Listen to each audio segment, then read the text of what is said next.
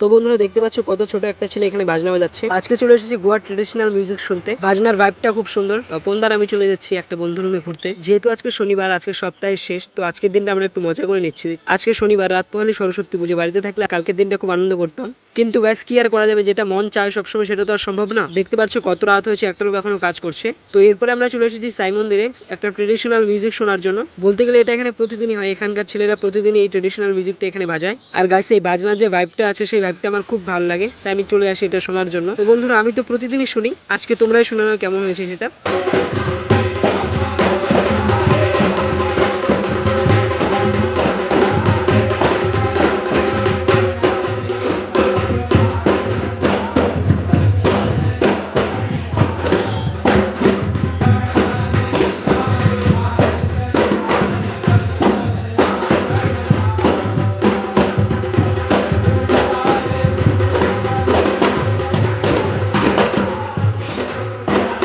তো গাইস এখন বাজে রাত 8:30। আমার মিউজিক শোনা হয়ে গেলে আমি দোকান থেকে একটা আইসক্রিম নিয়ে রুমে চলে যাচ্ছি। আর বন্ধুরা বাজনাটা তোমাদের কেমন লাগলো একটু কমেন্টে সবাই জানিয়ে দিও। তারপর দেখতে পাচ্ছ আমি একটা ছোট্ট পাহাড় থেকে নামছি। সাই মন্দিরটা পাহাড়ের উপরেই, আমাদের রুমটা একটু পাহাড়ের নিচে। তোমরা তো জানো আমি দোকানে আসলে কিছু না কিছু একটা খাবোই, আর আজকে খাচ্ছি কুলফি। দেখতে পাচ্ছ আমি অন্ধকারের মধ্যে খেয়ে রিভিউ দিচ্ছি। এরপর গাছ রুমে এসে দেখতে পেলাম শেহজাদ একটা বেলুন নিয়ে এসেছে। সে বলছে বেলুনটা আমাকে ফুলে দাও কাকা।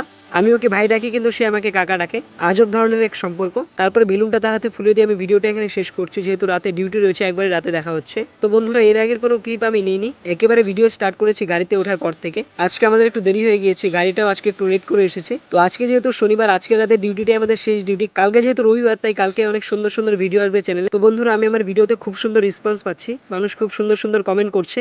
যখন গাছ ভিডিওতে এরকম কমেন্ট আসে না, তখন নিজেকে খুব লাকি মনে হয়। বন্ধুরা এইভাবেই পাশে থাকো। তোমরা তো জানো ভিতরে মোবাইল নিয়ে যে অ্যালাউ নেই, তাই আমি ভিডিওটা এখানে শেষ করি। দেখা হচ্ছে সকালে। তো হ্যালো, গুড মর্নিং গাইস। তোমরা তো জানো আমি প্রতিদিন দাঁত ব্রাশ করি, আর আমি সেটা আমার ভিডিওতে প্রতিদিন দেখাই। তো তোমরা আজকেও দেখো দাঁত ব্রাশ করা। তো এরপরে দেখতে পাচ্ছ আমার মুখ ধোয়া কমপ্লিট হয়ে গেছে, তাই আমি মুখটা মুছে নিচ্ছি গাইস। আর রুমের খরচ যেহেতু শেষ হয়ে গিয়েছে গাইস, সেই জন্য তপনদার আমি চলে যাচ্ছি দোকানে। তোমরা দেখতে থাকো ভিডিওটা, সেখান থেকে আমরা কি কি খরচ আনি। তো আজকে আমাদের একটু ঘুরতে যাওয়ার প্ল্যান রয়েছে, যদি যাই অবশ্যই চ্যানেলে ব্লগ আসবে। তো তপনদার মনটা আজকে খুব খারাপ, কিসের জন্য জানি না আমি। তো এরপরে দেখতে পাচ্ছ আমাদের খরচ করা কমপ্লিট হয়ে গেছে। তপনদা ব্যাগটা নিচ্ছিল, তাই আমি তার কাছ থেকে ব্যাগটা নিয়ে নিলাম।